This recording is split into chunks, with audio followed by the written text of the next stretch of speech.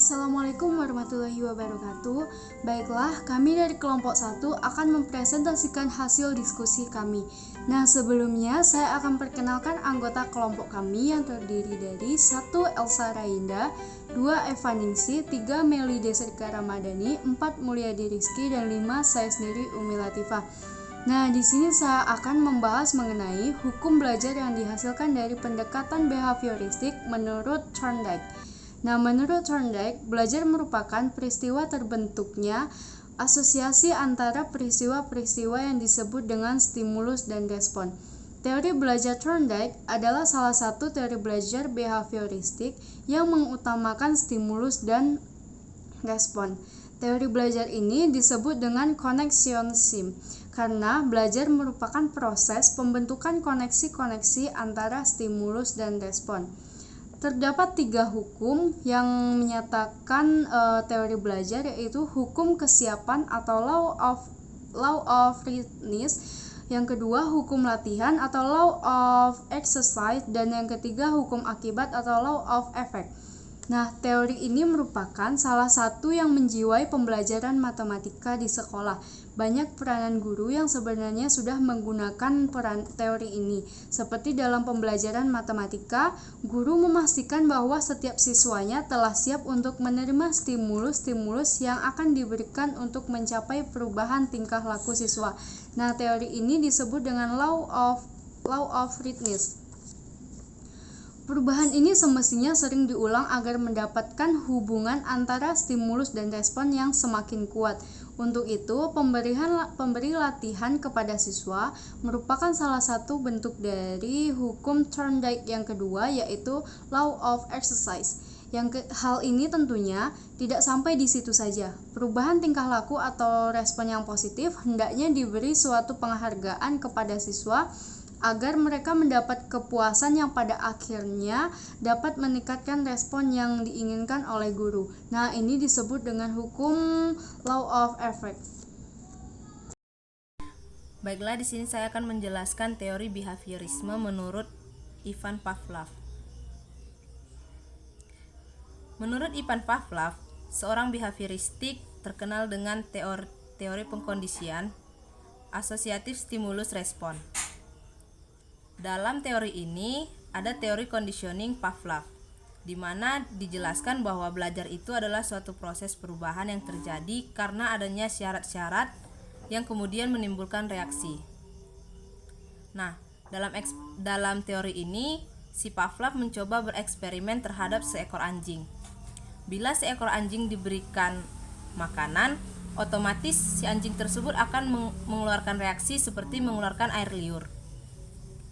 Nah, jika anjing ini dibunyikan sebuah bel, maka ia tidak akan merespon atau mengeluarkan air liur. Sehingga dalam eksperimen ini anjing diberikan sebuah makanan, kemudian setelah diberikan makanan, anjing tersebut dibunyikan sebuah bel. Nah, kejadian ini diulang-ulang terus oleh si Pavlov. Kemudian ketika anjing ini mendengarkan bel, si anjing ini mengeluarkan air liur karena respon terhadap bel tersebut. Si anjing ini beranggapan bahwa ia akan segera diberikan makan. Begitu. Jika dicontohkan dalam pembelajaran, teori Pavlov ini diberikan kepada murid dengan guru tidak banyak memberikan ceramah, tetapi lebih kepada instruksi singkat yang diikuti contoh-contoh, baik dilakukan sendiri maupun secara simulasi. Nah, bahannya itu disusun secara sederhana sampai pada yang kompleks. Menurut B.F. Skinner, teori belajar behaviorisme adalah hubungan antara stimulus dengan respon yang ditunjukkan individu atau subjek yang terjadi melalui interaksi dengan lingkungan. Teori ini menekankan bahwa tingkah laku yang ditunjukkan seseorang merupakan akibat dari interaksi antara stimulus dengan respon. Teori ini berkembang dan cenderung mengikuti aliran psikologi belajar, lantas menjadi dasar pengembangan teori pendidikan dan pembelajaran saat ini. Teori behaviorisme ini hingga sekarang masih banyak ditemui di Indonesia. Hal ini nampak mulai dari pembelajaran di kelompok bermain, taman kanak-kanak, sekolah dasar menengah, bahkan sekolah tinggi. Secara teori dan praktek yang telah dilaksanakan, teori ini kurang menekankan aktivitas secara kognitif pada anak, sehingga anak cenderung belum dapat mengeksplorasi pengetahuan secara optimal. Teori behavioristik banyak dikritik karena seringkali tak mampu menjelaskan situasi belajar yang kompleks, sebab banyak variabel atau hal-hal yang berkaitan dengan pendidikan dan belajar yang dapat diubah menjadi sekadar hubungan stimulus dan respon. Selanjutnya adalah teori belajar sosial menurut Bandura. Teori belajar sosial menurut Bandura adalah orang belajar dari yang lain melalui observasi, peniruan, dan pemodelan. Teori ini sering disebut jembatan antara behavioris dan teori pembelajaran kognitif karena meliputi perhatian, memori, dan motivasi. Teori belajar sosial menjelaskan perilaku manusia dalam hal interaksi timbal balik yang berkesinambungan antara kognitif, perilaku, dan pengaruh lingkungan. Orang belajar melalui pengamatan perilaku orang lain, sikap, dan hasil dari perilaku tersebut. Kebanyakan perilaku manusia dipelajari observasional melalui pemodelan, yaitu dari mengamati orang lain, kemudian hasilnya berfungsi sebagai panduan untuk bertindak. Kondisi yang diperlukan untuk pemodelan yang efektif yaitu atensi, perhatian, retensi ingatan, reproduksi, dan motivasi. Jean Piaget adalah seorang psikolog pertama yang menggunakan filsafat konstruktivisme, sedangkan teori pengetahuannya dikenal dengan teori adaptasi kognitif. Di dalam teorinya, Jean Piaget mengemukakan bahwa terdapat tahap-tahap yang harus dilalui seorang anak dalam mencapai tingkatan perkembangan proses berpikir normal, yang mana teori ini tidak hanya diterima secara luas dalam bidang psikologi, tetapi juga sangat besar pengaruhnya di bidang pendidikan. Berikut merupakan tahap-tahap yang harus dilalui seorang anak dalam mencapai tingkatan perkembangan proses berpikir normal. Yang pertama, tahap sensori motor. Tahap ini berkisar saat anak berusia 0-2 tahun, yang mana pada tahap ini pertumbuhan kemampuan anak tampak dari kegiatan motorik dan persepsinya yang sederhana. Tahap yang kedua yaitu tahap preoperasi. Tahap ini berkisar saat anak berusia 2-6 tahun, yang mana tahap ini disebut dengan tahap pengorganisasian operasi konkret. Ciri pokok perkembangan pada tahap ini adalah penggunaan simbol atau bahasa dan mulai berkembangnya konsep-konsep intuitif pada anak. Tahap yang ketiga yaitu tahap operasi konkret. Tahap ini terjadi saat anak menginjak usia 6-12 tahun, yang mana pada tahap ini umumnya anak-anak sudah berada di sekolah dasar. Pada tahap ini, anak-anak sudah mulai menggunakan aturan-aturan yang jelas dan logis. Tahap yang terakhir atau yang keempat yaitu tahap operasi formal. Tahap ini terjadi saat anak menginjak usia 12 tahun ke atas, yang mana tahap ini merupakan tahap akhir dari perkembangan kognitif secara kualitas. Pada tahap ini, anak sudah mampu mengadakan penalaran dengan menggunakan hal-hal yang abstrak baginya. Selain itu, pada tahap ini anak sudah dapat bekerja secara efektif dan sistematis serta berpikir secara proporsional. Baiklah teman-teman, selanjutnya kita lanjut ke materi teori belajar menurut Robert Gagné. Robert Gagné merupakan seorang profesor di bidang psikologi pendidikan. Robert Gagné berpendapat bahwa belajar tidak dapat didefinisikan dengan mudah karena belajar itu bersifat kompleks. Yang mana hal tersebut mengandung makna bahwa hasil belajar akan mengakibatkan perubahan bagi seseorang, yang mana perubahan tersebut terdiri dari perubahan kemampuan, perubahan fisik, perubahan minat ataupun nilai pada diri orang tersebut. Robert Gagné berpendapat juga bahwa terdapat 3 elemen belajar, yaitu individu yang belajar, situasi stimulus dan respon, serta yang melaksanakan aksi sebagai akibat dari stimulus tersebut. Selanjutnya, ia juga mengemukakan tentang sistematika 8 tipe belajar, sistematika 5 jenis belajar, fase-fase belajar, serta implikasi dalam pelaksanaan pembelajaran tersebut. Baiklah teman-teman, sekarang kita lanjut ke materi 8 tipe belajar menurut Robert Gagné. Yang pertama adalah belajar isyarat atau signal learning. Tipe belajar ini dilakukan dengan cara misalnya menutup mulut dengan telunjuk untuk mengisyaratkan agar seseorang tidak bicara. Kemudian melakukan lambaian tangan untuk mengisyaratkan agar seseorang datang mendekat. Yang mana dalam hal ini, diam dan datang adalah respon dari isyarat yang dilakukan. Kemudian yang kedua, belajar stimulus respon atau stimulus respon learning. Berbeda dengan belajar isyarat, belajar stimulus respon merupakan bentuk hubungan antara dorongan dan cara kita merespon, yang mana hal ini contohnya seperti misalnya saat kita mencium bau masakan sedap, maka respon diri kita adalah mengeluarkan air liur ataupun memakan masakan yang dibuat tersebut. Kemudian yang ketiga adalah belajar rangkaian. Belajar dalam hal ini yaitu semacam rangkaian antara stimulus dan respon tadi yang mana sifatnya segera. Contohnya adalah saat kita merasakan lapar, maka kita akan makan. Saat kita merasakan haus, maka kita akan minum. Serta saat kita akan berpergian menggunakan sepatu, maka kita harus mengikat tali sepatu. Kemudian yang keempat yaitu asosiasi verbal.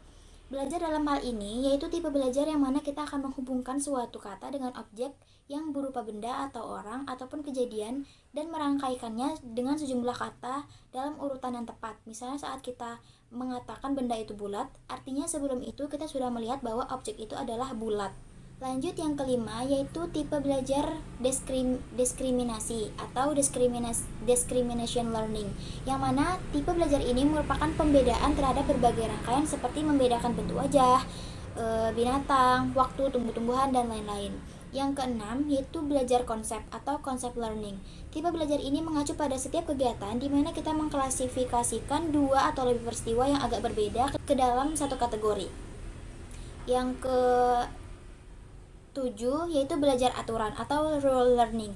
Tipe belajar ini dapat kita temui pada pembelajaran di sekolah maupun dalam kehidupan sehari-hari. Karena tipe belajar ini disesuaikan dengan hukum-hukum yang berlaku. Misalnya seperti seng ketika kena panas matahari dia akan panas, atau benda akan memuai jika dipanaskan, atau air akan mendingin ketika kita masukkan ke dalam kulkas.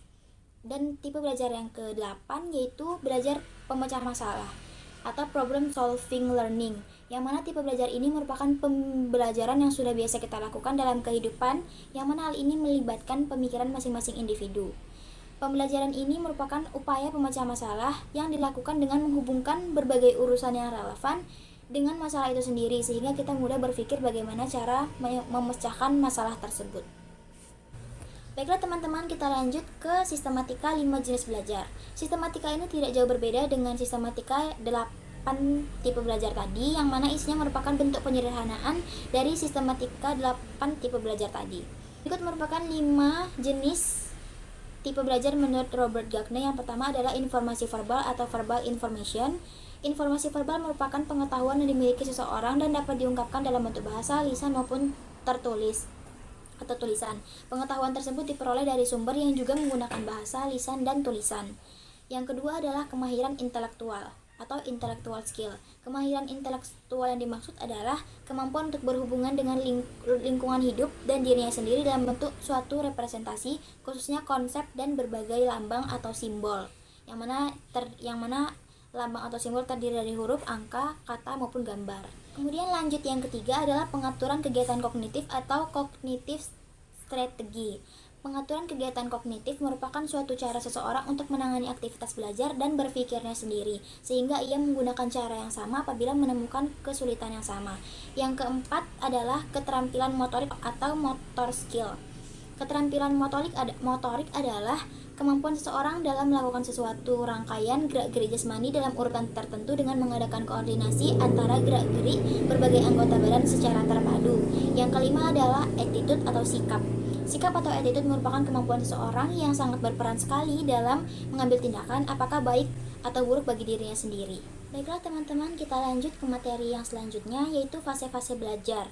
Fase-fase belajar ini berlaku bagi semua tipe belajar menurut Robert Gagne tadi. Dan menurut Robert Gagne terdapat 4 buah fase dalam proses belajar. Yang pertama adalah fase penerimaan. Pada fase ini rangsang diterima oleh seseorang yang belajar, yang mana terdapat beberapa langkah dalam hal ini. Yang pertama adalah timbulnya perhatian, kemudian penerimaan, dan yang terakhir adalah pencatatan. Lanjut yang kedua yaitu fase penguasaan. Pada tahap ini akan dapat dilihat apakah seseorang telah belajar atau belum. Orang yang telah belajar akan dapat dibuktikan dengan memperlihatkan adanya perubahan pada kemampuan atau sikapnya. Yang ketiga adalah fase pengendapan. Pada tahap ini sesuatu yang telah dimiliki seseorang akan disimpan agar tidak cepat hilang sehingga dapat digunakan bila diperlukan. Fase ini berhubungan dengan ingatan dan kenangan. Fase yang terakhir atau yang keempat adalah fase pengungkapan kembali. Pada tahap ini apa yang telah dipelajari, dimiliki dan disimpan dengan maksud digunakan akan digunakan kembali bila diperlukan. Maksudnya, jika kita akan menggunakan apa yang telah disimpan, maka kita harus mengeluarkannya dari tempat penyimpanan tersebut, dan inilah yang disebut dengan pengungkapan kembali. Fase ini meliputi penyadaran akan apa yang telah dipelajari dan dimiliki, serta mengungkapkan dengan kata-kata atau berupa verbal apa yang telah dimiliki dan tidak berubah-ubah. Menurut Gagner, fase yang pertama dan yang kedua adalah stimulus atau dorongan, yang mana hal ini tempat terjadinya proses belajar. Sedangkan fase yang ketiga dan yang keempat adalah merupakan hasil dari proses pembelajaran. Baiklah teman-teman, lanjut ke materi yang keempat atau implikasi teori Gagner dalam pembelajaran, yaitu yang pertama mengontrol perhatian siswa, yang kedua memberikan informasi kepada siswa mengenai hasil belajar yang diharapkan guru, yang kedua merangsang dan mengingatkan kembali kemampuan-kemampuan siswa, yang keempat penyajian atau stimulus atau dorongan yang tidak bisa dipisahkan dari tugas belajar, yang kelima memberikan bimbingan dari belajar, yang keenam memberikan umpan balik, yang ketujuh memberikan kesempatan kepada siswa untuk memeriksa hasil belajar yang telah dicapainya, yang kedelapan memberikan kesempatan untuk berlangsung transfer of learning. Yang kesembilan, memberikan kesempatan untuk melakukan praktek dan penggunaan kemampuan yang baru diberikan. Aplikasi teori Gestalt dalam dunia pendidikan. Yang pertama, belajar dapat dilakukan dengan cara A. Belajar dimulai dari suatu keseluruhan. B. Keseluruhan memberikan makna pada bagian-bagiannya. C. Individuasi bagian-bagian dari keseluruhan. D. Anak belajar dengan menggunakan pemahaman atau insting. Yang kedua, insting timbul melalui A. Kesesungguhan, B. Pengalaman, C. Taraf konveksitas dari suatu situasi, D. Latihan, dan E. Trial and error. Thank you. Terima kasih. File setiap perceptual file memiliki organisasi yang cenderung dipersepsikan oleh manusia sebagai figure and group.